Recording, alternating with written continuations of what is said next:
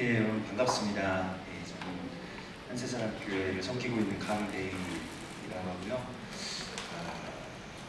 이 오순절 저녁 예배 시간에 제가 말씀을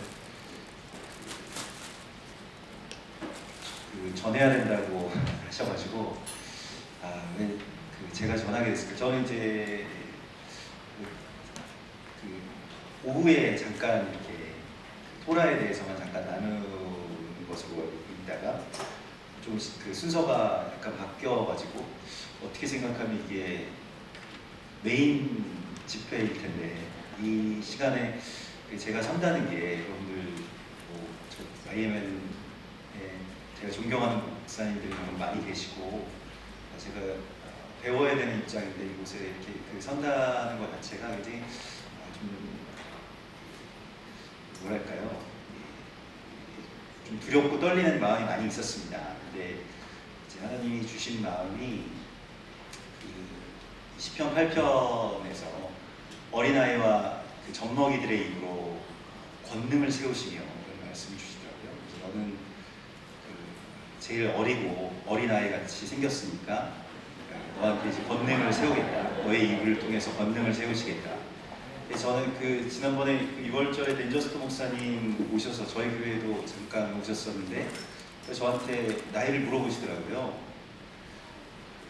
너 젊어 보이는데 몇 살이냐고. 그래서 제가 제 50을 바라보고 있습니다 이렇게 말씀드렸더니 정말 진심으로 깜짝 놀라시면서 난 뭐 20대인 줄 알았는데 그래서 굉장히 이스라엘에서는 좀 통하는 동안이구나 이런 생각을 하게 되었는데요. 이게 생각이 어리다 보니까 이게 얼굴도 좀 계속 어린 것 같습니다. 지금은 이제 뭐 시골 생활을 해가지고 조금 얼굴이 많이 상했습니다만은 아무튼 주님께서 정말 어린아이와 같은 자들을 통해서 여러분들처럼 또 순수한 또 정말 하나님 앞에는 어린아이 같이 되는 게 제일 유리하거든요. 저도 그렇게 작전을 세웠는데 하나님 앞에 어른이 되지 말자, 하나님의 영원한 귀염둥이가 되자 이런 생각을 굉장히 많이 갖고 있습니다. 그래서 하나님이 하나님께 귀여워 보이면 웬만한 걸 이렇게 좀 넘어가 주시잖아요. 하나님이 귀엽게 여기시는 그런 사람이 되자 이런 생각을 많이 갖고 있습니다. 그래서 하나님 앞에서 괜히 어른인 척하지 않고 어린아이처럼 귀엽게 봐주시기를 항상 구하고 있습니다. 그래서 아직까지는 하나님한테도 좀 통하는 것 같아요. 하나님도 저를 10대나 어린 아이로 이렇게 봐주시는 것 같습니다. 하나님 아들이니까요. 그래서 늘 걱정하시고 노심초사하시고 얼마나 그러시겠어요. 물가에 내놓은 아이처럼.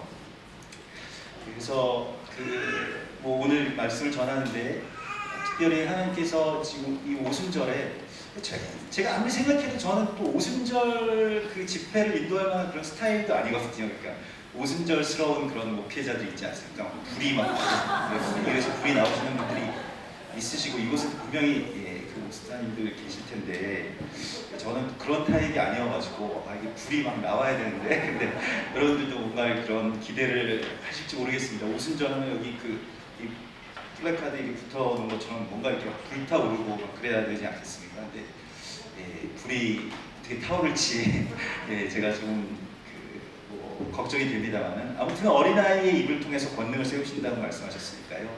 주님께서 어떻게 권능을 세우시는지 우리가 한번 기대하면서 나아가기를 원합니다. 시편 67편의 말씀을 우리가 펼치면 좋겠는데요. 사실은 오늘이 오순절은 아니죠.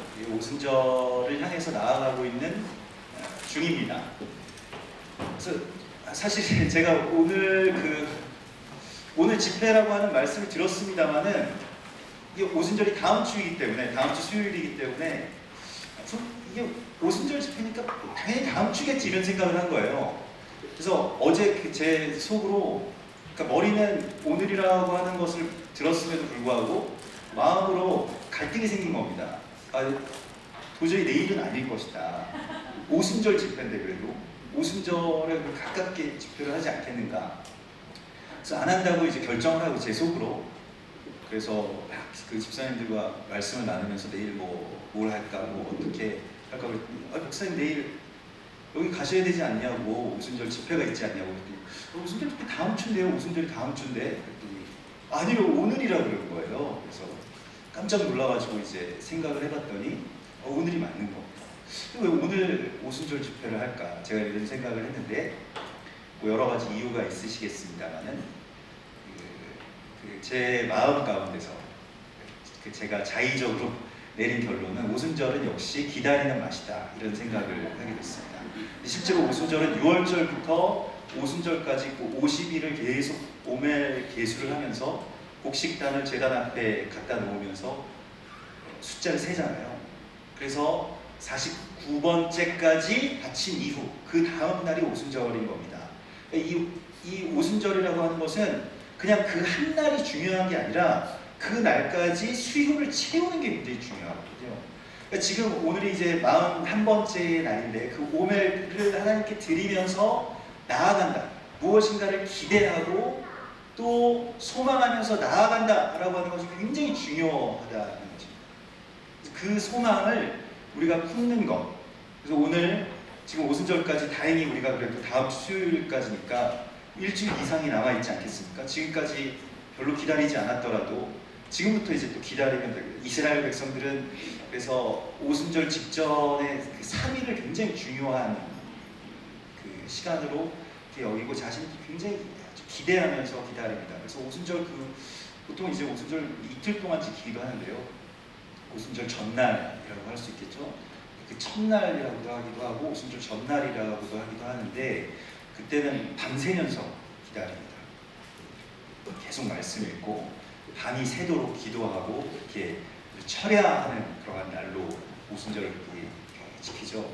그래서 보통 일반적으로 이제 오순절에는 정말 밤새도록 하나님 말씀 이렇게 나누고 또 기도하고 또 그러다가 또 말씀 나누고 이러한 것이 굉장히 그렇게 하도록 정한 날이라고 할 수 있겠습니다. 그런데 이스라엘 백성들이 이제 오멜 카운트, 6월절 다음 그 초실절부터 오멜 개수를 이렇게 하면서 계속 매일 읽는 본문이 있습니다.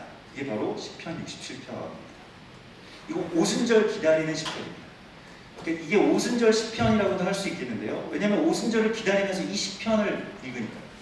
그런데 우리가 이 오순절에 대해서 여러분들이 가지고 있었던 일반적인 그러한 오순절에 대한 생각과 또 소망과 지금 시편 67편에 나와 있는 이 오순절에 대한 그 말씀은 어떤 차이가 있을까요? 우리 한번 같이 한 목소리로 시편 67편 1절에서부터 끝절까지 같이 읽겠습니다.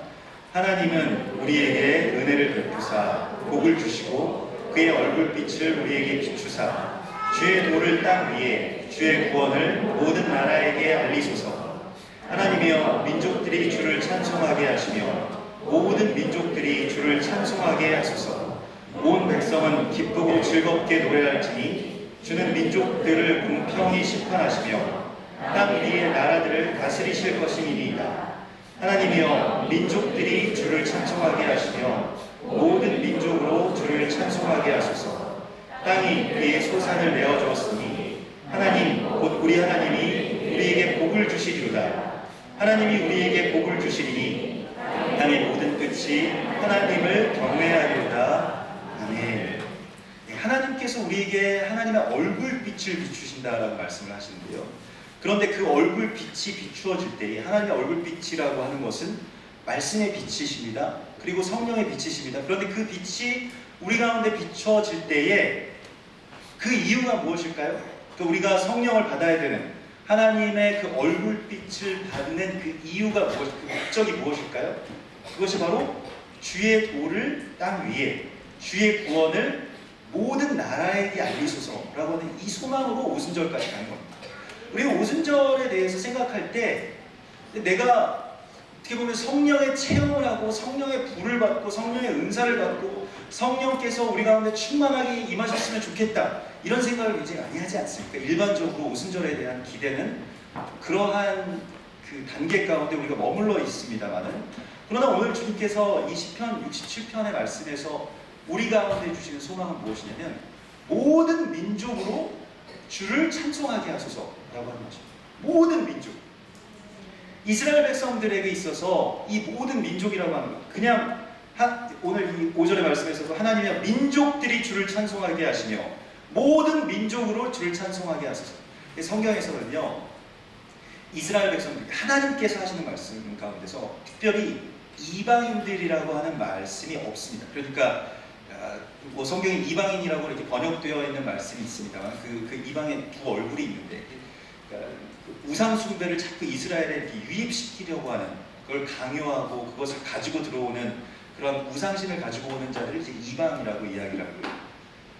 그래서 그걸 뭐 고이라고 하죠, 히브리어로. 근데 이 열방은 이방이라고 하나님께서 절대로 그렇게 표현하시지 않습니다. 민족이라고 표현하시죠. 암이라고 표현하는데요. 그래서 당신들과 우리가 한 민족이 될 것이다. 이걸 에하드 암이라고 하는데, 이게 신약에서의 용어는 한 세 사람을 의미하는 겁니다. 그 민족이라고 하는 것은 우리와 같은, 우리도 한 민족이다 이렇게 할 때는 우리와 같은 민족이다, 우리와 형제 자매다 라고 하는 것이 전제가 되는 것 아니겠습니까? 그래서 민족들이 주를 찬송하게 하시며 라고 할 때 그 민족은 그냥 세상의 각 민족이 아니라 그 사람들 우리랑 같은 사람이라고 하는 그러한 선포이기도 합니다. 그게 바로 민족이에요. 그래서 어디까지, 어느 민족까지요? 오늘 7절에 보면 땅의 모든 끝이 하나님을 경외하리로다. 그러니까 이스라엘은 오순절마다 땅 끝에 있는 민족들을 위해서 기도하면서 오순절을 기다렸다는 것입니다.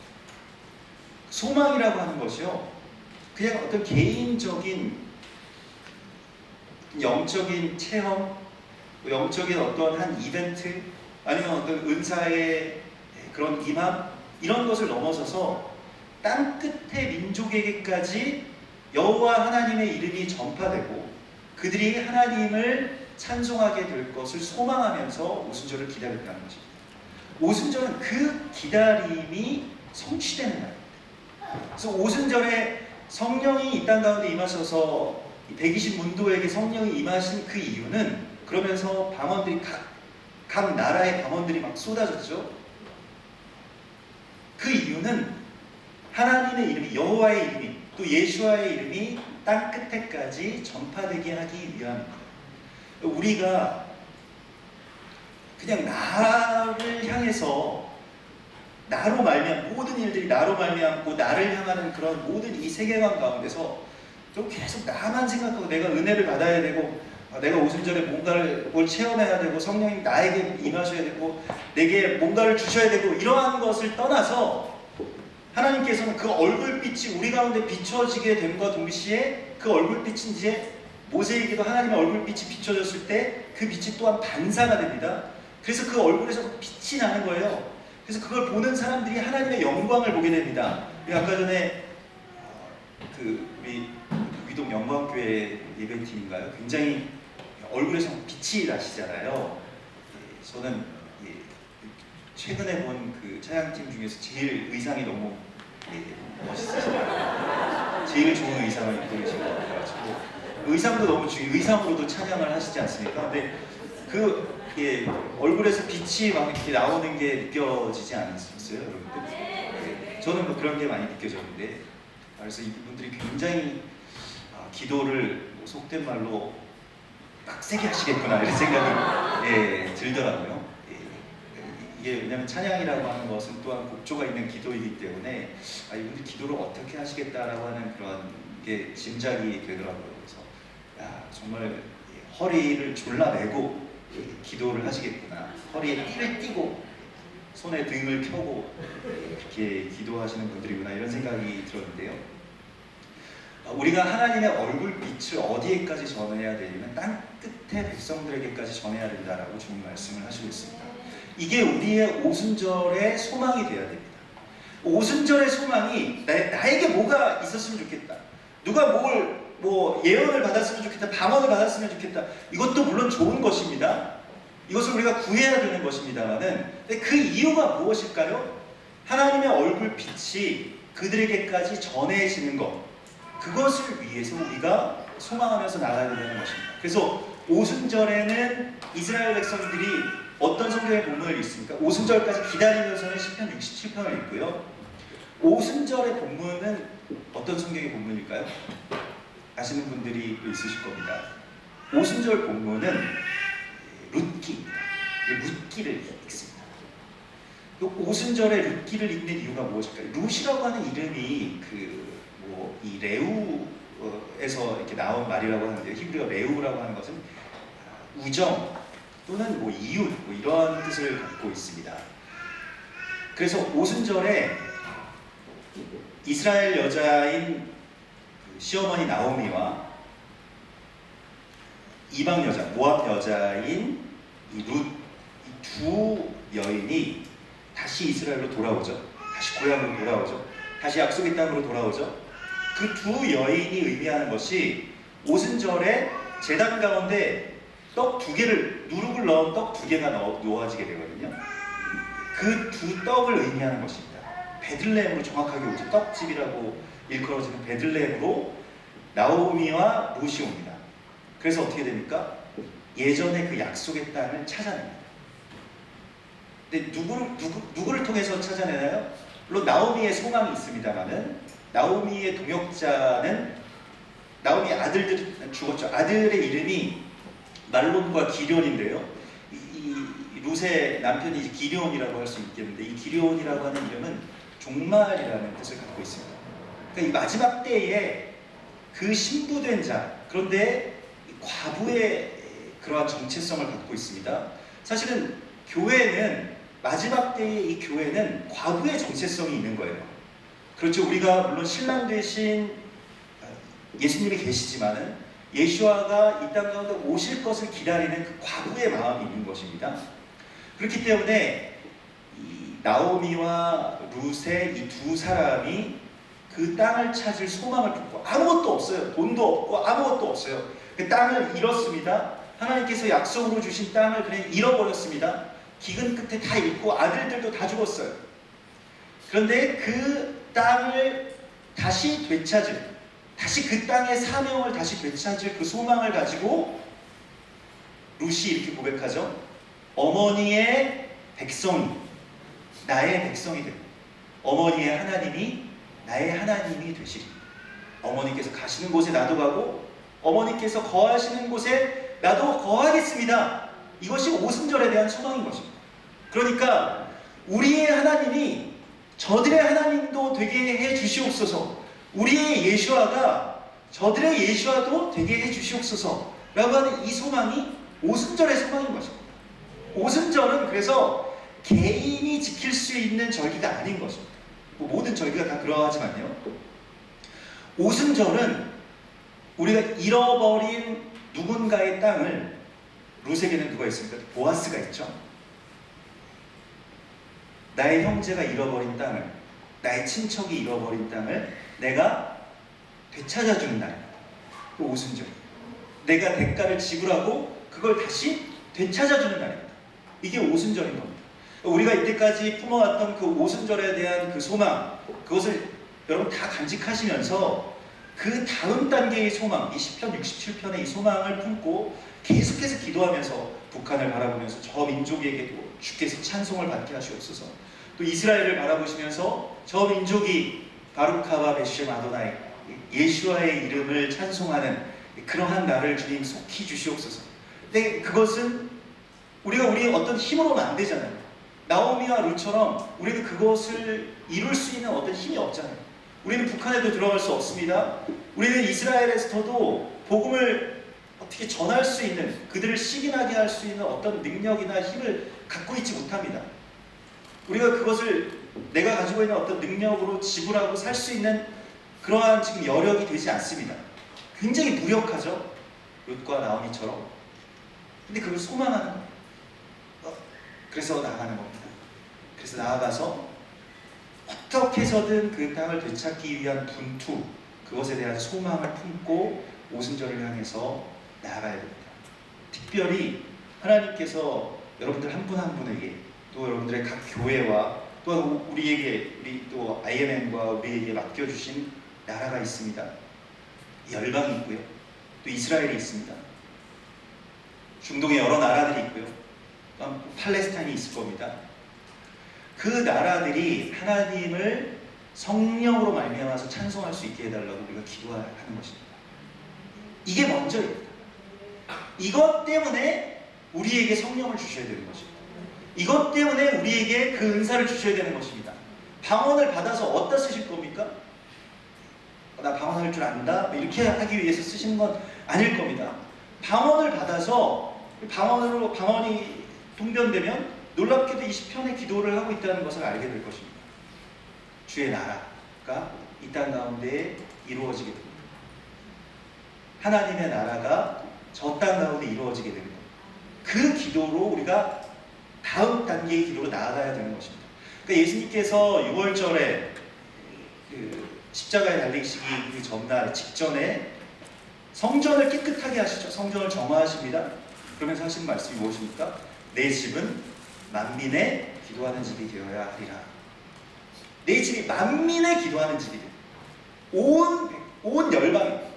이스라엘 백성들이 그 만민이 들어와야 되는 그 자리, 거기가 실제로 이 솔로몬 이 헤롯 시대의 그 성전에 이방인의 뜰 구역에서 이방인이 없고 이스라엘 백성들이 돈 바꾸고 절기 잘 지키겠다고 재물 거기서 팔고 그러한 곳으로 만들었던 곳입니다.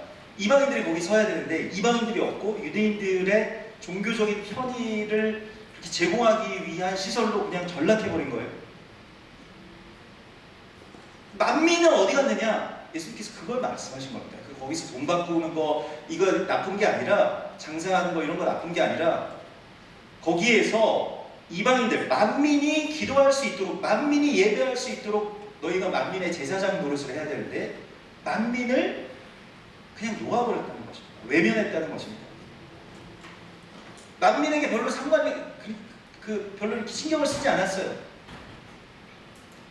그러니까 어떤 일들이 일어났을까요? 예수님께서 너희가 강도의 구려를 만들었다 이렇게 말씀을 하십니다. 만약 교회가 또는 교회인 우리 스스로가 만민을 우리의 마음 가운데 품지 못한다면 또 이스라엘을 우리 마음 가운데 품지 못한다면 우리는 다 강도입니다. 예수님께서 우리에게 그렇게 말씀하셨어요. 자기만 알고 그들에게서 하나님을 빼앗는 것과 꼭 같은 것입니다. 그래서 우리가 만민을 품으면서 지금 이제 나아가는 거죠. 오늘 41번째 날이니까요. 하루하루 나를 하나님 앞에 드리면서 내 생각, 내 마음, 나의 이때까지의 기도 제목을 다 배워서 주님께 드리면서 계속 이 한 가지의 소망을 남겨놓는 것입니다. 주님, 저 민족이 주님을 찬송하게 하옵소서라고 하는 기도입니다. 우리가 그 기도로 나아가게, 그 기도가 우리 가운데 부어지기를 소망해야 됩니다. 실제로 여기 계신 동역자 여러분들께서는 다 그러한 기도가 부어지신 분들 아니겠습니까? 만일 자기만을 위해서라고 한다면, 자기의 어떤 유익과 자기의 은혜에 갇혀 있다라고 한다면 이스라엘이 저희랑 무슨 상관이 있을까요? 이스라엘을 이렇게 이스라엘을 축복하면 우리에게 축복이 내릴까봐 이스라엘을 축복하게 되면 항상 배신감을 느끼게 됩니다. 교회의 역사가 항상 그래 왔습니다.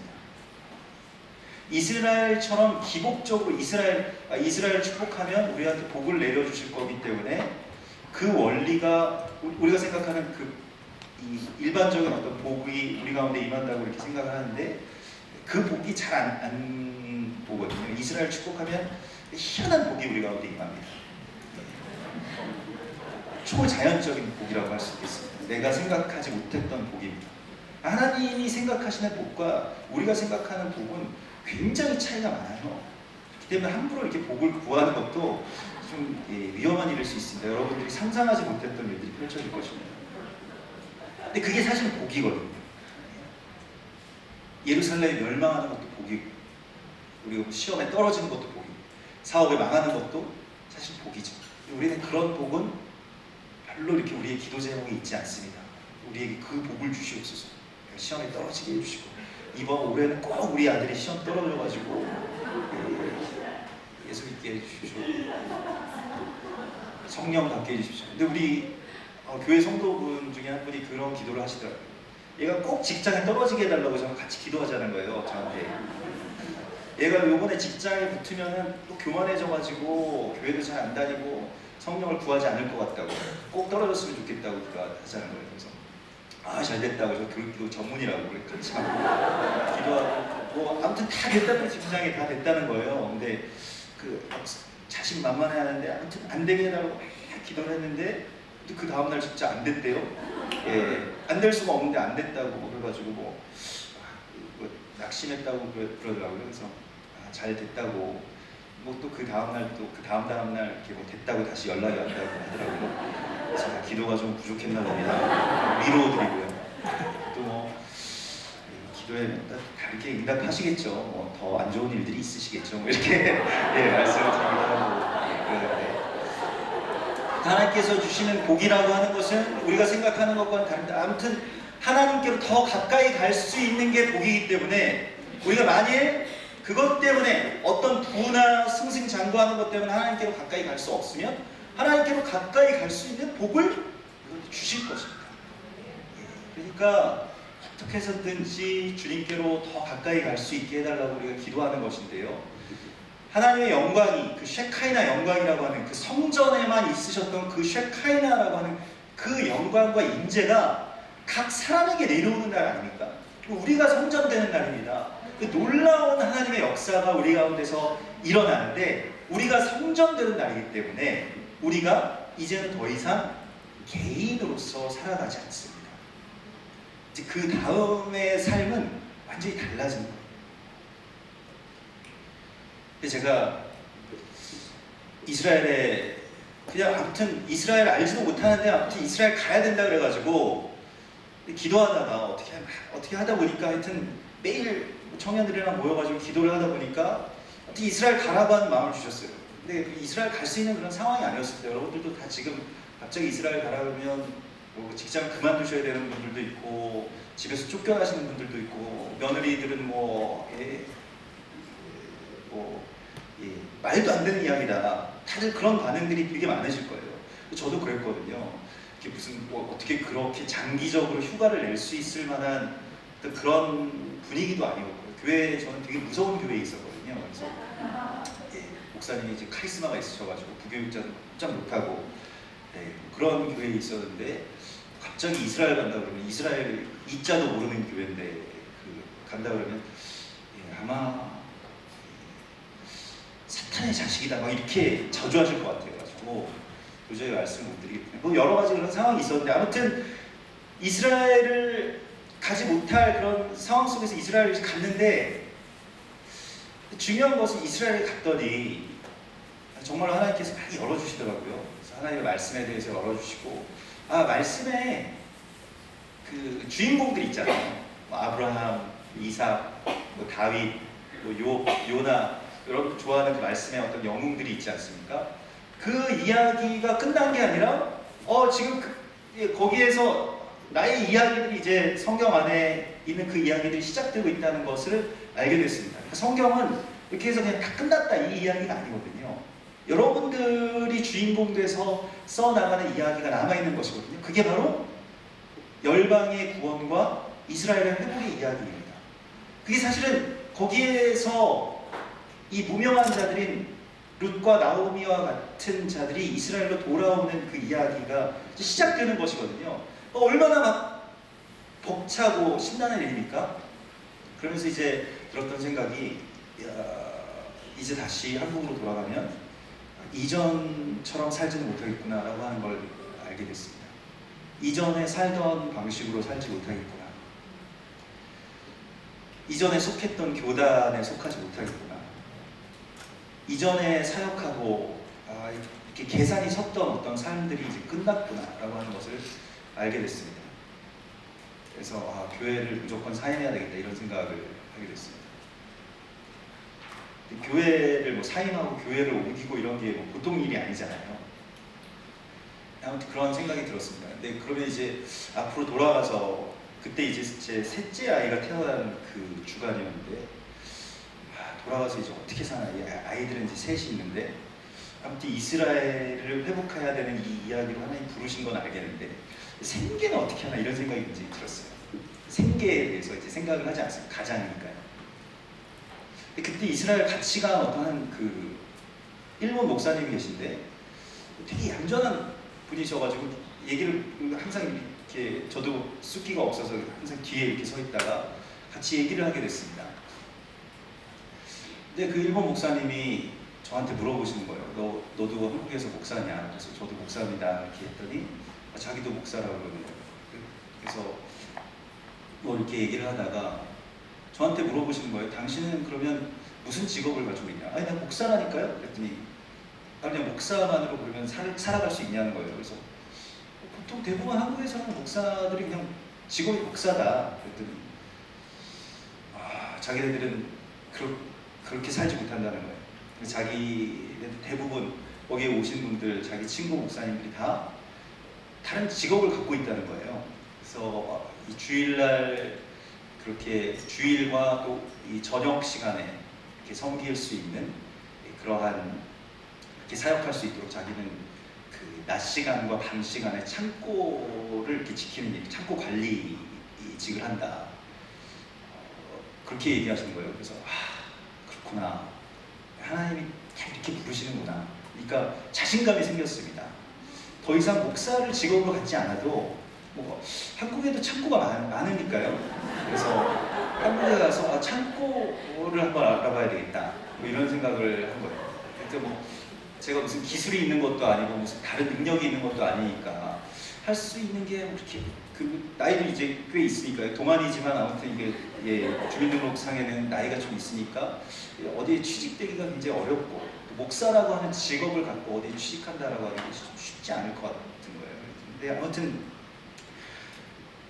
아무튼 그래서 한국에 돌아와가지고 일단 사임부터 하고 나중에 일을 하게 되면 일을 하겠습니다 라고 이렇게 생각을 하고 이제 기도하면서 한세사랑교회라고 하는 교회를 세우라고 말씀하셔서 이렇게 지금까지 섬기고 있습니다.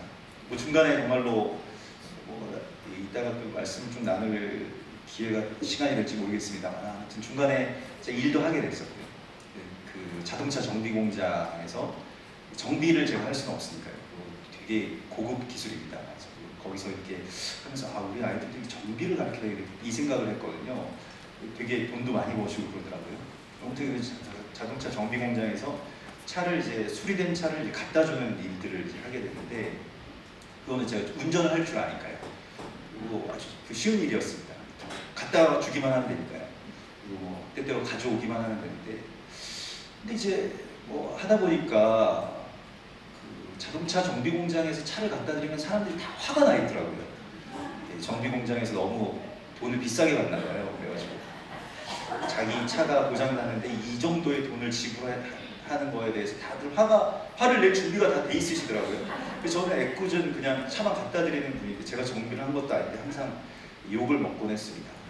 욕으로 시작해서 욕으로 끝나시는 분이 있어요. 전화를 해주시면 차 갖다 드리겠습니다 하면 욕으로 시작해가지고 욕으로 끝나시는 분들이 있는데 근데 그때 굉장히 재밌었습니다. 교회에서 경험하지 못하는 분들을 많이 만나게 되는데 또 그러면서 정말 내가 언제 이런 또 경험을 해보겠나 뭐 그런 험한 그 세월을 내가 겪겠나 이런 생각을 하면서 이제 축복하면서 각 그 지역마다 축복하면서 갈 수 있어서 좀 좋았는데요. 아무튼 이스라엘을 품고 또 하나님의 영이 우리의 중심 가운데 들어오셔서 하나님께서 제사장이 되게 하시고 하나님의 얼굴빛이 우리에게로 들어와서 단사되게 하시는 그 일 가운데는 분명히 우리 안에 있는 어떤 기쁨과 즐거움과 어떤 유익에 대한 자기 포기의 선언들이 요구됩니다. 이걸 오멜 개수라고 이야기를 합니다. 그러니까 뭘 배워서 드리는 거죠. 에베소서 5장 18절에서는 그래서 어떻게 말씀하십니까? 술 취하지 말라 이렇게 말씀하시죠. 이는 방탕한 것이니 오직 성령의 충만함을 받으라고 이렇게 말씀을 하시죠. 그럼 성령의 충만함, 바꿔서 말하면 성령의 충만함을 받으려면 어떻게 해야 될까요? 내 안에 가지고 있어서 내가 취해왔던 것들 있잖아요. 내가 거기에 대해서 그게 꼭 술이 아니더라도 우리의 삶 가운데 여러분들이 그것만 있으면 너무 좋다 이런 생각이 드시는 무언가가 있을 겁니다. 자기의 어떤 자기를 베어드리지 못하는 그 지점이라고 해서 계속 커서 결국에는 완전히 자기밖에 남아있지 않은 그 취안에서 떠나라고 주님 말씀을 하시고 있는 것이죠. 네, 오늘이 이제 그 오순절을 기다리는, 그러니까 그러한 소망 가운데로 이렇게 나아가는 그런 날이 되겠는데, 특별히 오순절 하면 뭐 오순절 이제 샤봇이라고도 이야기를 하고요.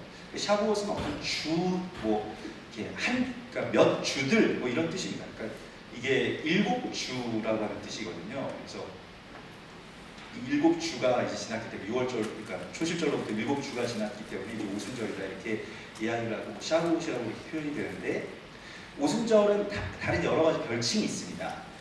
그 별칭 가운데서 하나는 마탄 토라라고 합니다. 토라를 받은 날이라는 뜻입니다. 토라가 내려온 날이라고 하는 것이죠. 그러니까 하나님의 말씀을 받은 날이라는 뜻입니다. 말씀이 임하시는 날이고요. 말씀이 성령이시니까요. 그래서 말씀이 우리의 어떤 돌과 같이 단단한 마음에 말씀이 그걸 깨면서 새기시는 겁니다. 이게 오순절입니다. 그러니까 말씀이 나의 몸과 나의 마음에 새겨지는 날을 오순절이라고 하는 것입니다. 특별히 시내산에서 우리가 율법을 받았다라고 이렇게 알고 있기 때문에, 이 율법이라고 하면 보통 이제 십계명이나 어떤 그런 계율들, 뭐 규례들 이렇게 생각을 하는데, 그렇게 이해하는 것을 굉장히 경계해야 됩니다. 그게 무슨 말씀이냐면, 말씀이 우리의 그러니까 뭐 말씀을 토라라고도 하고 뭐 계명이라고도 이렇게 번역이 되어 있는데, 보통 일반적으로 번역할 때 계명으로 번역이 되기 때문에 그렇게 이해를 하게 되면 그냥 어떤 법으로 이해를 하게 되는데요. 말씀은 돌과 같은 우리의 마음과 생각, 또 재정과 시간, 먹는 것과 입는 것, 교육하는 것과 뭐 문화적인 어떤 생활을 하는 그런 모든 곳에 새겨지는 것을 말합니다. 이게 말씀을 받는다라고 하는 것입니다. 말씀이 우리의 삶 가운데 새겨지는 것을 말하는 것이죠. 이게 바로 말씀을 받는 것, 계명을 지키는 것, 나를 기념하라고 하셨을 때 그 기념하는 것도 바로 이러한 것입니다.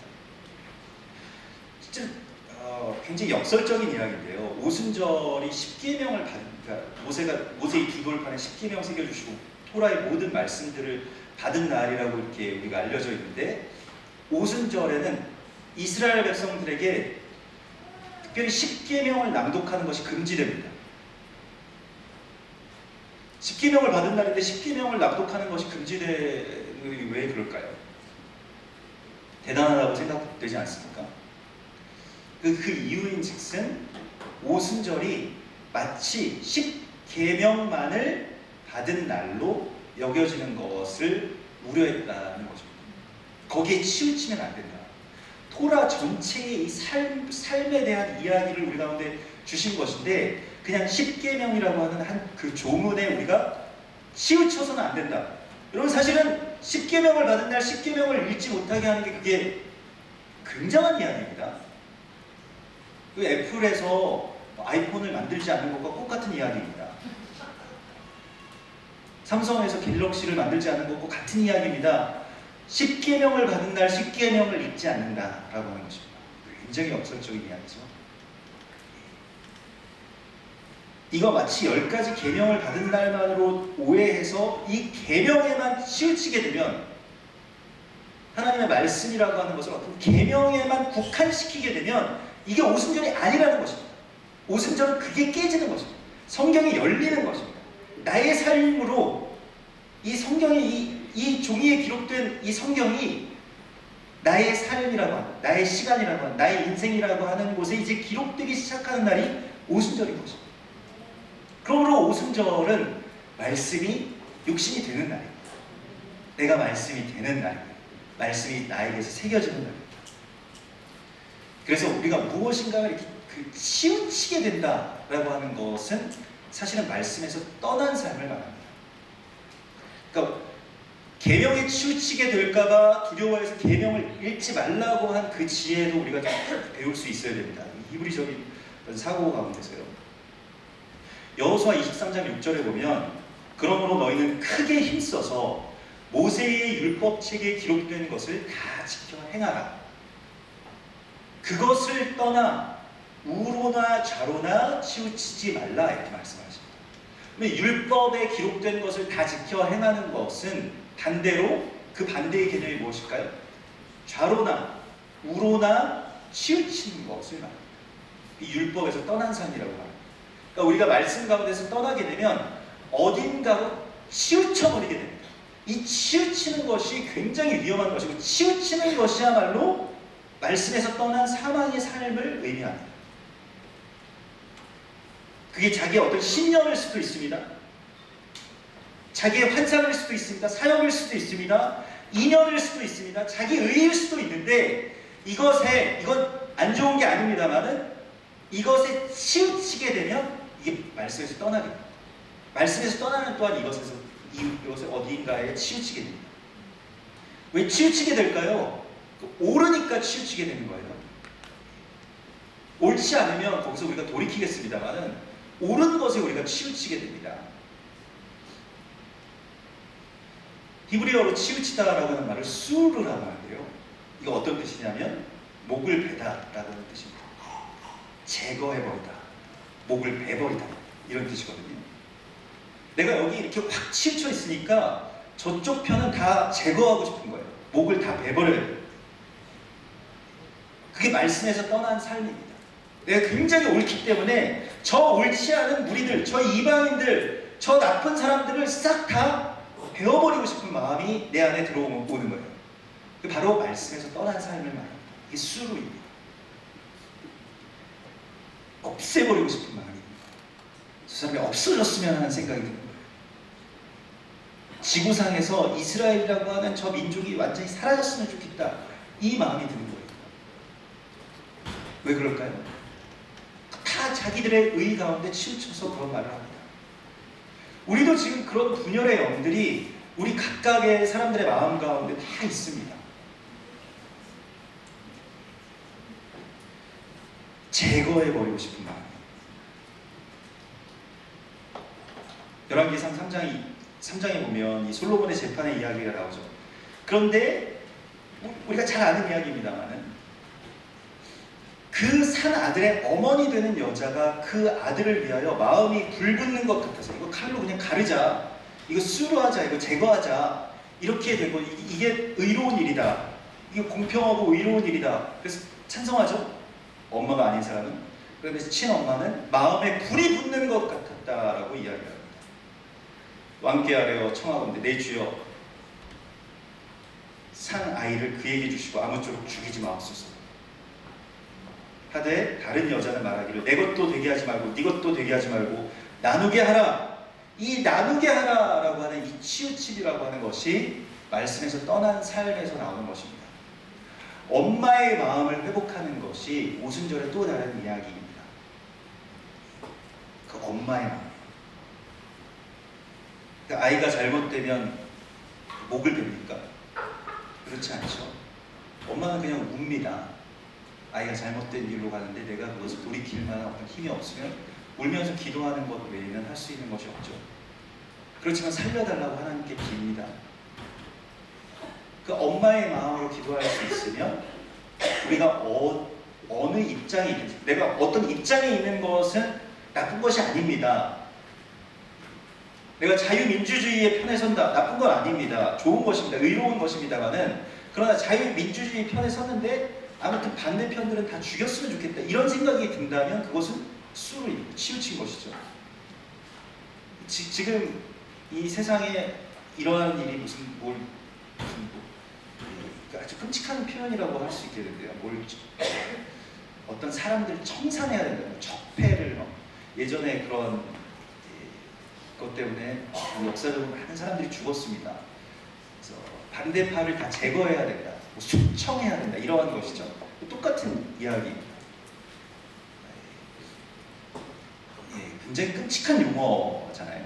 다 배워서 없애버려야 된다라고 하는 것이기 때문에 이게 이 나라를 위해서 우리가 울어야 되는 이유입니다. 엄마와 같이. 여호수아 5장에 보면 여호수아가 여리고를 여리고에 들어가기 전에 여리고에 먼저 정탐하죠.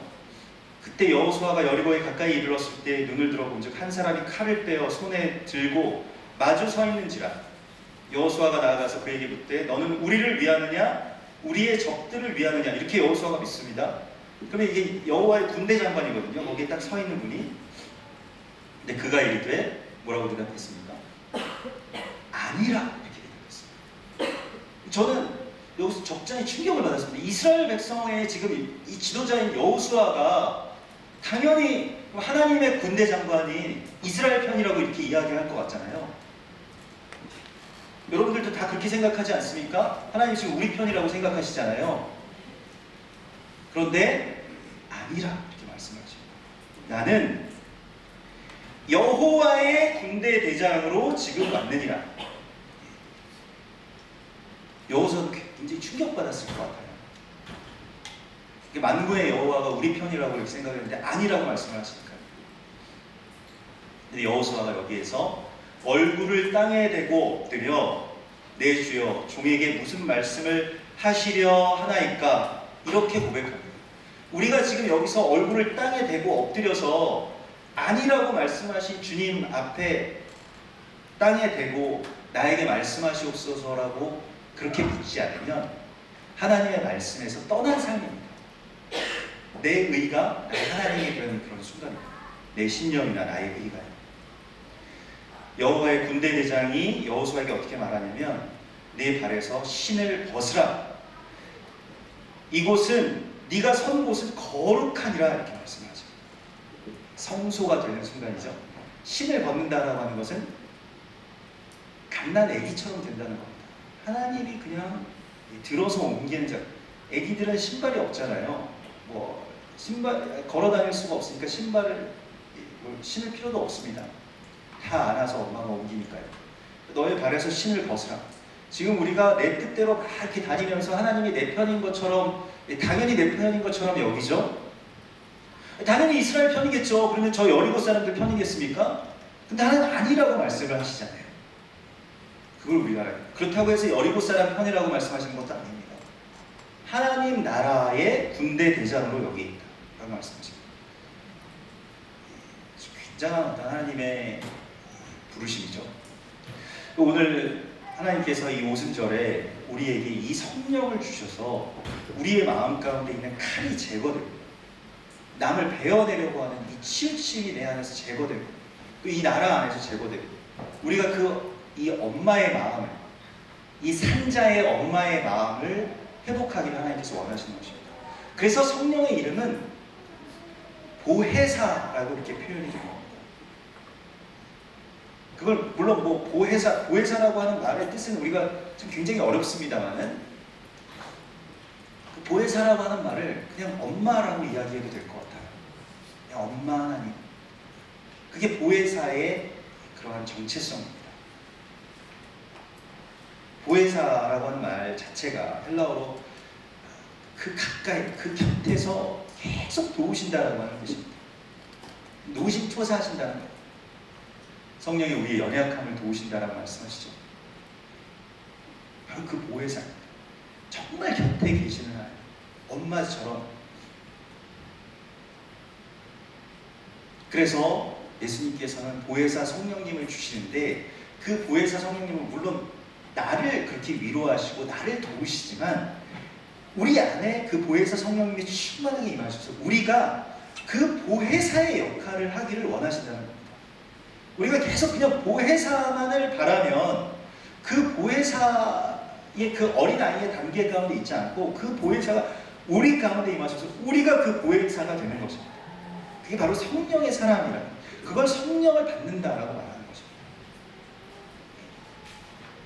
그래서 우리 곁에 계시면서 우리를 위해서 말할 수 없는 탄식으로 친히 간구하시는 것처럼 우리도 여러분들의 어떤 의 안에서 또한 기도 안에서 사역 안에서 안타까운 사람들이 보여지잖아요. 그러니까 전에는 베어내고 싶었던 사람들을 이제는 내 마음이 정말 베어지는 겁니다. 그러한 분들을 볼 때 내 자식같이 생각이 되는 것이죠.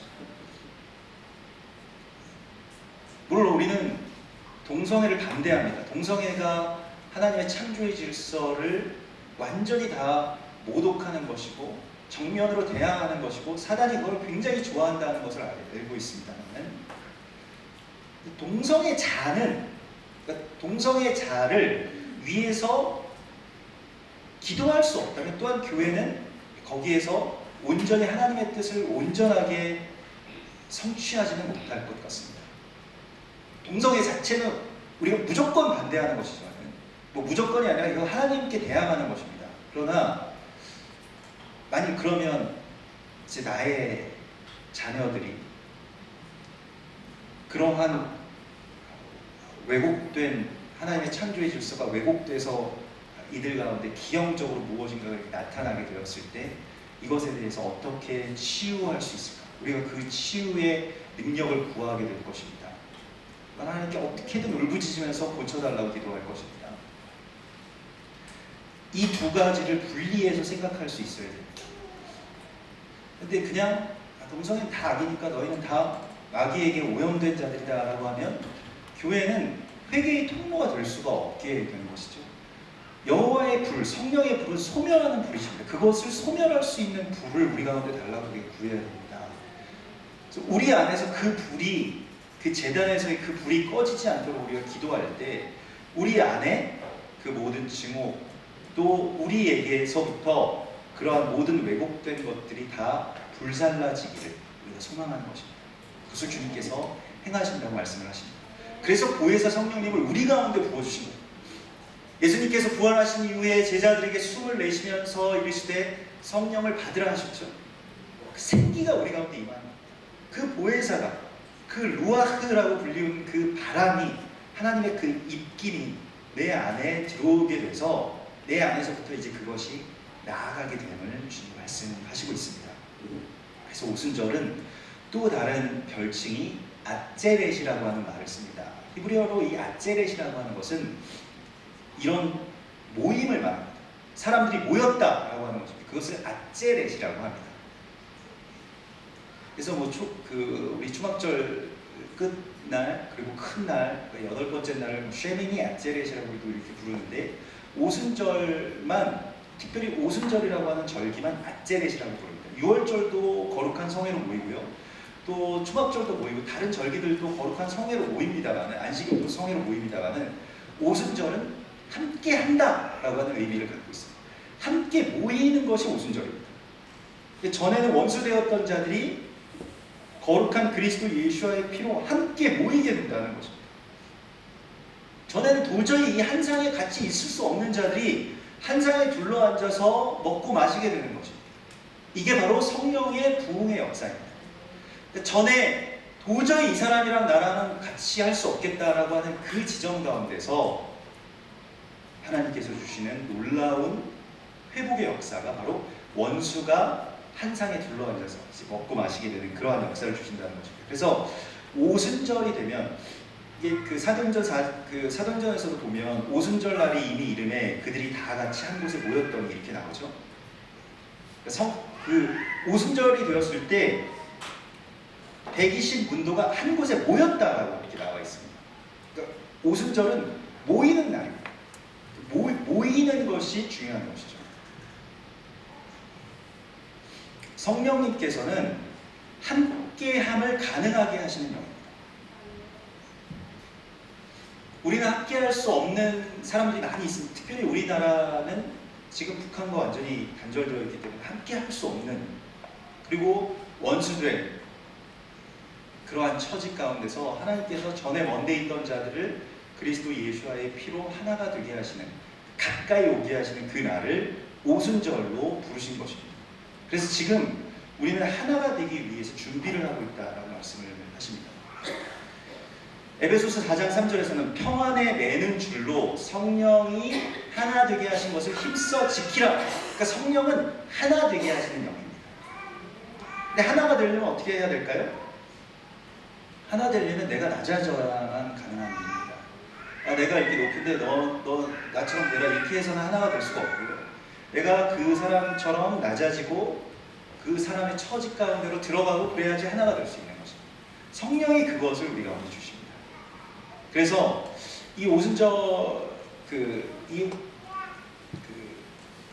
오순절의 또 다른 어떤 전통이 오순절에는 유제품으로 된 것, 치즈를 먹습니다. 치즈를 많이 먹는데요. 이스라엘 사람들. 근데 그 유제품을 사실은 식사 시간에 잘 먹으려고 하지 않습니다. 유제품이랑 다른 고기랑 섞이는 것을 굉장히 극도로 꺼려하기 때문에 유제품을 많이 피하거든요. 그런데 오순절만큼 유제품을 먹는데 출애굽기 23장 19절에 보면 내 토지에서 처음 거둔 열매에 가장 좋은 것을 가져다가 너희 하나님 여호와의 전에 드릴지니라. 이 처음 거둔 열매, 이게 그 밀추수, 그러니까 이거 그 오순절에 밀추수가 처음 시작이 되거든요. 그래서 이걸 가져다가 여호와의 전에 드릴지니라. 이게 그 전에는 이제 보리만 먹다가, 보리추수 이게 6월절부터 이제 시작돼가지고 보리만 먹다가 밀추수가 처음 한 밀이 나오는, 그러니까 주식에 처음 익은 열매가 나오는 날입니다. 그런데 그때 어떤 말씀을 주시냐면 너는 염소 새끼를 그 어미의 저주로 삼지 말지니라, 이런 말씀이 같이 나옵니다. 이제 뜬금없는 말씀처럼 느껴지는데요. 간단하게 우리가 나누자면 염소 새끼를 어미의 저주로, 염소라고 하는 것은 그 죄인된, 회개해야 되는 탕자, 뭐 이런 개념을 갖고 있겠습니다. 근데 어미의 저지, 그 염소 새끼를 살려야 되잖아요. 그런데 염소라고 해서 너는 죄인이다 이렇게 해가지고 정죄하고, 이게 저지라고 하는 것은 말씀을 말합니다. 계명을 말합니다. 토라를 말합니다. 이걸 가지고 사람을 삶아 죽이는 일에 사용하면 그것은 말씀에서 떠나는 것입니다. 말씀을 정말 잘 적용하기 위해서 그 말씀을 가지고 사람을 죽이는 일에 사용하면 말씀의 생명이 사라지게 됩니다. 우리가 말씀을 많이 알고 이렇게 살아가야 된다라고 하는 이 규율이 우리 가운데 굉장히 많이 있는데, 그렇게 살아가야 되는 것은 내가 그렇게 살아가면 되는 것인데요. 그걸 가지고 누군가를 내가 그걸 삶고 있지 않은지를 잘 생각해요. 너는 왜 그렇게밖에 못하냐? 라고 하는 것이 내 안에서 생각으로든 말로든 아니면 나의 마음속에 어떤 불만으로든 그러한 것이 표출되면 그게 사실 죄인으로 사는 것만 못하다는 겁니다. 죄인으로 살면 늘 내가 나는 죄인입니다. 내가 잘못했습니다. 고맙습니다. 이렇게 되잖아요. 그런데 내가 의인이 돼가지고요. 당신 말씀에 이런 것이 나와 있는데 왜 그렇게 살지 못하냐? 이렇게 되면 말씀으로 상대를 삶아 죽이는 일입니다. 목사님들이 굉장히 주의하셔야 되는 겁니다. 목사님들이 이 말씀을 굉장히 많이 갖고 계시잖아요. 안 되는 게 되게 많잖아요. 제가 저희 이 친척들 중에서 그런 목회자 가정들을 이렇게 보니까요. 다들 존경스러운 분들이시죠. 그 삶이나 이런 것에서 흠잡을 데가 없는데 자녀들이랑 사이가 별로 다 안 좋으세요. 보면 이 말씀과 이 어떤 이 거룩의 그 기준들이 굉장히 높으시니까 자녀들이 항상 못마땅하신 거예요. 그 자녀들은 항상 그 아버지를 통해서 하나님을 만나게 되는데 이 아버지의 얼굴이 나만 보면 못마땅해요. 하여튼 뭔가가. 하나님도 기도하려고 눈만 감으면 이제 천국에서 찡그리고 계신 그 하나님만 보이는 겁니다. 근데 하나님께로 나올 수 있는 길을 내가 막는 겁니다. 굉장히 무서운 겁니다. 그래서 우리는 그저 서로에게 감사하고 또 서로에게 감동하고 또 하나님께서 평안에 매는 줄로 하나가 되게 하신 것까지만 가면 됩니다. 근데 자꾸 그걸 삶으려고 합니다. 상대를. 히브리적인 개념에서 하나님의 말씀을 가르칠 때, 특별히 가르치는 사람이 이제 첫 번째 스승이 아버지입니다. 아버지가 자녀들을 가르치는데 가장 피해야 되는 교육법이 너는 왜 이렇게 살지 못하냐라고 하는 말이 내 안에서 나오는 거예요. 너 왜 이것도 못하냐라고 하는 말이 나오면 거기서부터는 딱 이제 가르침이 끝난다라고 이야기를 합니다. 가르칠 수가 없는 거예요. 이제부터는 그냥 죽이는 일이 시작되는 겁니다. 삶아가지고. 그래서 저희 친척 집 이야기라 가지고 좀 말씀 실명을 밝히지 않으니까 여러분들이 비밀로 해주시면 되니까 괜찮은데, 아무튼 저희 정말 자상하시고 하여튼 사랑이 많으신 그 성도들에게 너무 이렇게 헌신적이신 목사님이 계세요. 저희 먼 친척 가운데. 근데 꼭 자녀들은 그렇게 엄격하실 수가 없어요. 그래서 어릴 때부터 그 집에 가면 막 지켜야 될 수칙들이 곳곳에 붙어 있습니다. 화장실에서도 붙어 있고, 변기는 항상 이렇게 닫아가지고 내려야 되고, 앉아서 싸야 되고, 이런 것들이 다 있습니다. 그래서 그 집에 가면 저도 막 이렇게 겁이 나는데, 그래서 가훈이 일단은 순종이에요. 무조건 순종. 개 이름이 순종입니다. 굉장한 집안이죠. 근데 이제 나중에 처음에는 아이들이 그래서 저보다 상태가 좋았어요. 저랑 비슷한 또래인데 처음에 부모님이랑 이렇게 같이 이렇게 지내고 이러는데 아이들은 어른들한테 다 존댓말 쓰고 막 저는 막 아빠 뭐 했어? 막 이럴 때 걔네들은 벌써 아버지 막 이렇게 이야기를 하고 막 그러니까요. 근데 그게 자발적으로 나온 게 아니니까 나중에는 사이가 너무 멀어지더라고요. 아버지랑 대화도 끊기고 나중에는 완전히 단절돼가지고 이렇게 사는데 그래서 꼭 좋은 건 아니구나. 자녀들 통제한다는 것 자체가 좋은 건 아니구나 이런 생각이 많이 들더라고요. 아무튼 또 하나님 안에서 그 가정 나름대로 관계가 이제 회복되겠습니다.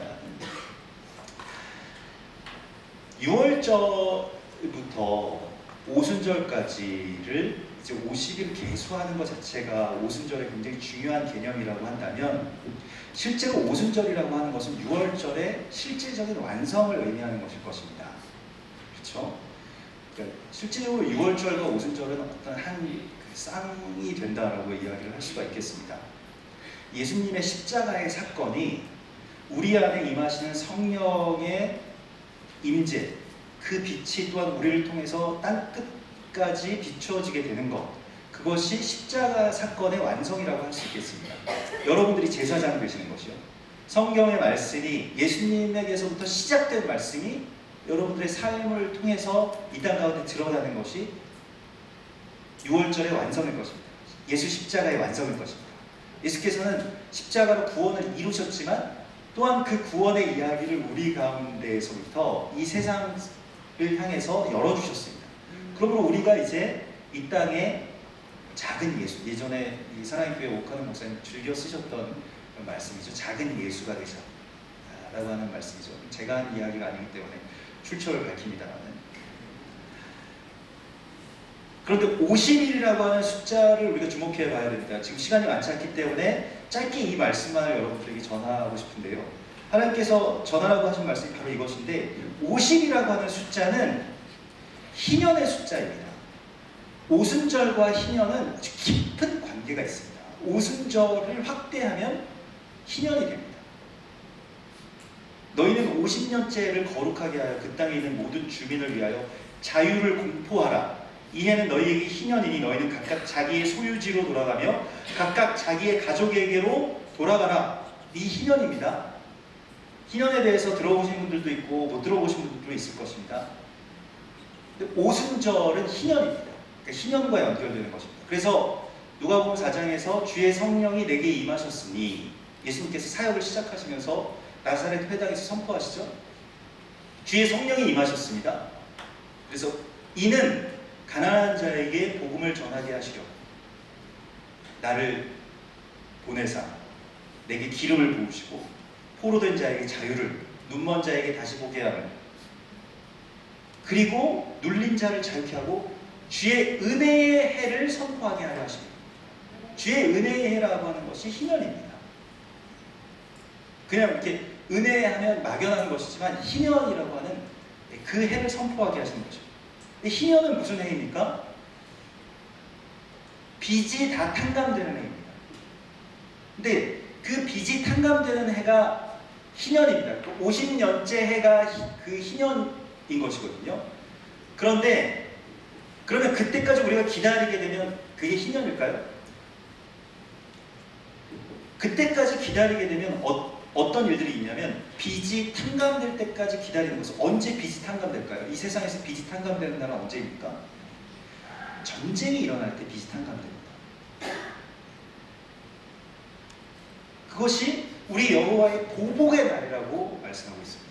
만일 그 전까지 희년이 우리의 삶 가운데서 성취되지 못하면 강제 희년이 펼쳐지게 되는데 그것은 보복의 날, 우리 여호와의 은혜의 해와 신원의 날, 보복의 날이라고 말씀을 하고 있습니다. 근데 희년은 그러면 무엇일까요? 그 50년째 해까지 몇 년이 남았든지 간에 내가 그때까지 갚아야 될 돈을 갚는 것입니다. 근데 내가 갚는 게 아니라 나는 갚을 돈이 없으니까, 아니, 빚을 진 사람이 어떻게 빚을 갚을 수가 있어요? 돈이 없어서 빌렸는데. 그것을 형제가 대신 갚아주는 것입니다. 내가 대신 갚아주는 것입니다. 누군가의 빚을 내가 대신 갚아주는 것을 희년이라고 말하는 거죠. 이게 성령이 충만하게 임하실 때 일어나는 일입니다. 우리는 성령이 충만하게 임하시는 것에 대해서 너무 제한적인 것만, 어떤 현상이나 아니면 영적인 것에만 이렇게 생각을 하는데요. 성령이 임하시게 되면 희년이 일어나게 됩니다. 희년이 시작이 됩니다. 실제로요, 사도행전 4장에 그렇게 성령이 오순절에 마가의 다락방에서 임하셨을 때 어떤 일들이 일어났습니까? 사도들이 큰 권능으로 예수의 부활을 증언하니 무리가 큰 은혜를 받아서 그 중에 가난한 사람이 없으니 이는 밭과 집에 있는 자는 팔아 그 판 것의 값을 가져다가 사도들의 발 앞에 두매 그들이 각 사람의 필요를 따라 나누어 줍니다. 이 희년입니다. 성령이 임하셨을 때 성도들에게, 사도들에게 희년이 임합니다. 그래서 자기들 사는 집만 빼고 나머지 밭이랑 나머지 집들을 팔기 시작한 거예요. 그래서 가난한 자들, 빚진 자들, 원통한 자들을 위해서 그것을 쓰기 시작한 겁니다. 그래서 부흥이 일어난 거죠. 그냥 영적인 어떤 초자연적인 능력만 이렇게 펼쳐진 게 아니에요. 가난한 자들이 없게 되고, 그리고 각각 자기의 자리로 돌아갈 수 있게 되었습니다. 이 자기의 자리로 돌아간다라고 하는 것은 자기 땅을 되찾는다라고 하는 의미입니다. 되찾아 주는 것입니다. 보아스가 나오미의 땅을, 이 룻의 땅을 되찾아 주었던 거죠. 보아스는 그걸 되찾으면 자기 땅이 되는 게 아닙니다. 나오미 땅이 되는 거예요. 그걸 기업을 모른다라고 이야기를 하는 거예요. 돈 내고 남의 땅을 그냥 어떻게 보면 남 좋은 일만 하는 겁니다. 이게 성령의 충만함으로 이 일이 일어나는 것입니다. 이 일이 우리 가운데 일어나기를 소망합니다. 이건 성령만이 하실 수 있는 일입니다. 우리가 미쳤다고 내 땅을 팔겠습니까? 우리 땅을 얼마나 좋아하는데. 신부가 단장되는 것이 각기 자기의 자리로 돌아간다라고 하는 것입니다. 그 돌아가게 해주는 것, 모든 만물들이 다 자기 자리로 돌아갈 수 없게 결박당한 것이 있으니 그게 특별히 돈 때문에 결박당한 것이고요.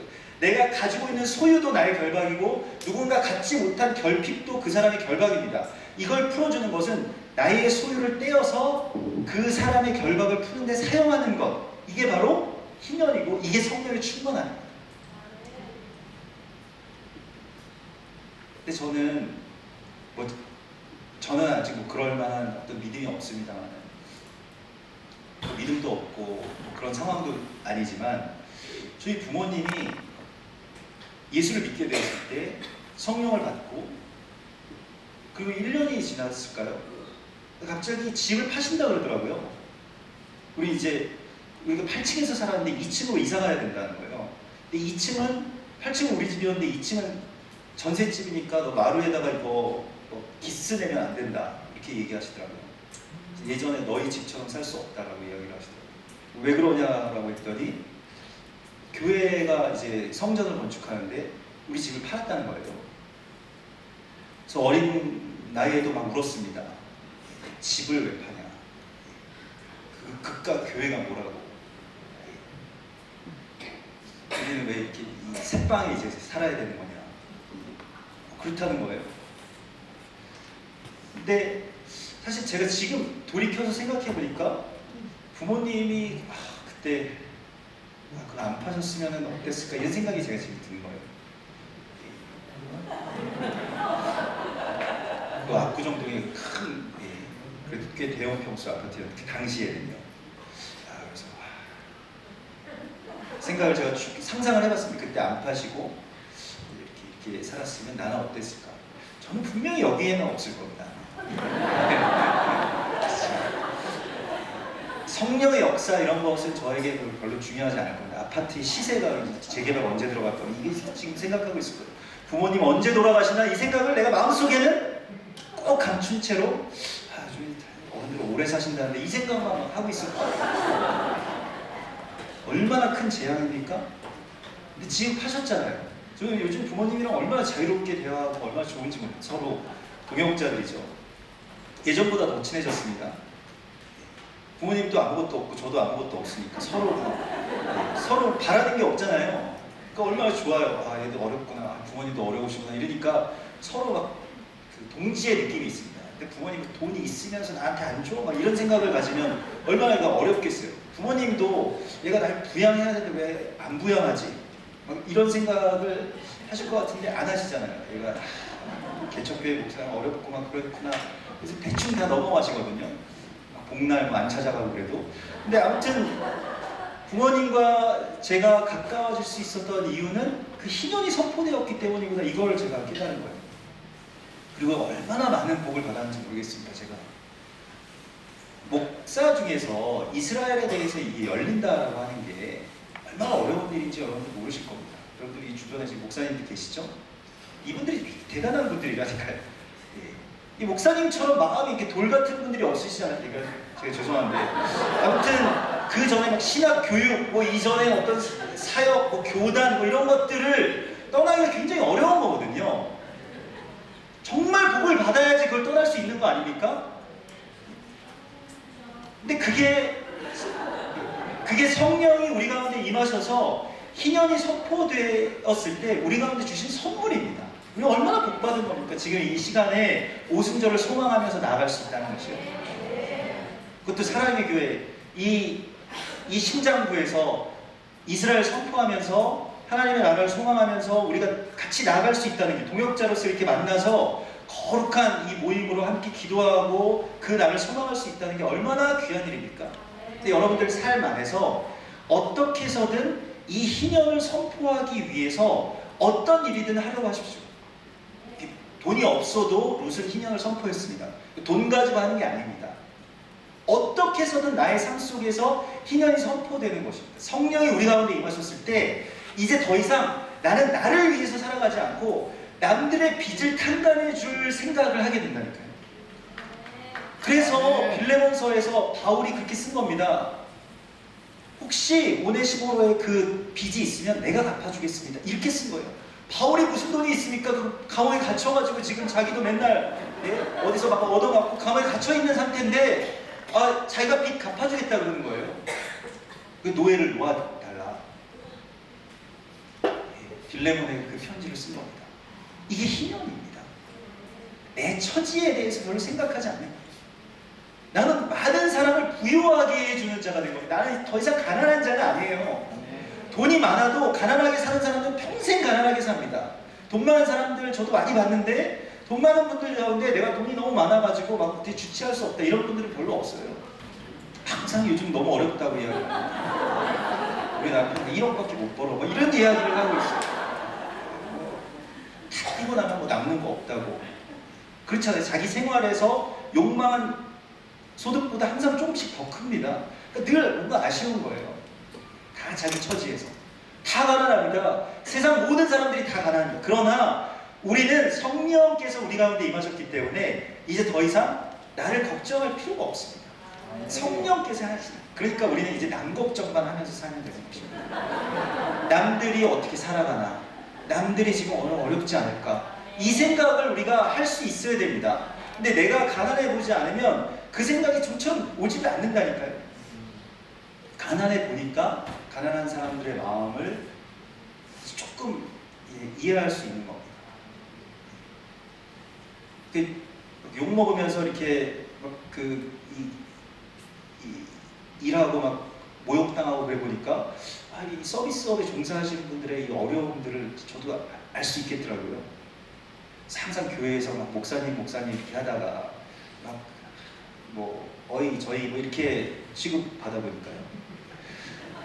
하나님께서 우리 가운데 주시는 이 희년의 이야기들이 우리의 오순절을 통해서 선포되어야 됩니다. 여러분 그것이 오늘 올해 이 오순절 가운데 올해 오순절에 이 희년이 우리의 삶 가운데서 선포되는 것이 굉장히 중요한 일입니다. 여러분들이 하나님께서 성령을 우리에게 주실 텐데 그 성령의 삶을 통해서 영적인 것 안에만 머물지 마시고 실제적인 것, 특별히 자신의 재물이 있는 곳에 마음이 있다라고 말씀하셨습니다. 돈이 어디로 갈 것인가? 내가 정말 적은 돈이라 할지라도 그것을 사람을 풀어내는 데에 쓰실 수 있기를 소망합니다. 제가 전에 우리 새벽 예배 때도 한번 말씀 나눴는데 어떤 한 교회에서 그런 일들을 하시더라고요. 전셋값 올리지 않기 운동. 그게 희년이거든요. 막 몇천만 원씩 그냥 전화 한 통화 걸어가지고 내일부터 몇천만 원 올리세요. 이러면 그게 올라가는 거잖아요. 근데 전화해서 올해가 이제 희년인데 한 2천만 내립시다. 그 가지고 있어서 저기 뭐 은행에서 뭐 얼마 이자를 받습니까? 별로 받지도 못하잖아요. 그냥 막 은행에 2천이 있다. 좋아. 이거밖에 아니잖아요. 근데 만약에 내려준다라고 생각을 해봅시다. 뭐 얼마나 그분은 감사하겠어요. 그 은행에 그 빚 때문에 이 주택 이 대출 때문에 이자 때문에 매달 돌아오는 그 이자를 내야 되는 그 고통을 아시는 분들만 아시죠. 저도 그걸 이제 뭐 최근에 느껴봤기 때문에 굉장히 무서운 겁니다. 굉장히 끔찍한 거예요. 이거는 그냥 기계로 하는 거기 때문에요. 피도 눈물도 없으면 제가 전화해서 이번 달에는 조금 우리 교회 가서 좀 사례비도 좀 어려운데요. 이렇게 해도 들어주는 게 아니라 그냥 기계로 하는 거예요. 한 달 연체됐습니다.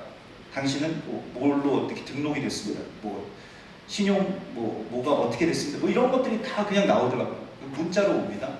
나중에는 이제 그냥 아무 말 없이 모든 것들이 다 정지되기 시작하죠. 끔찍한 일입니다. 실제로 그렇게 살아가는 분들에게 있어서는. 그렇기 때문에 희년이라고 하는 것은 결국 나에게서부터 내려와서 정말로 가난한 자들의 아픔을 성령께서 느끼시는 그 아픔을 내가 같이 느낄 수 있게 되는 날을 희년이라고 말하는 것이죠. 그것이 오순절이에요. 그것이 우리의 부흥이 되기를 소망합니다. 우리의 삶 가운데, 여러분들의 삶 가운데 그런 놀라운 희년의 이야기로서 오순절의 성취가 있기를 소망합니다. 같이 기도하겠습니다.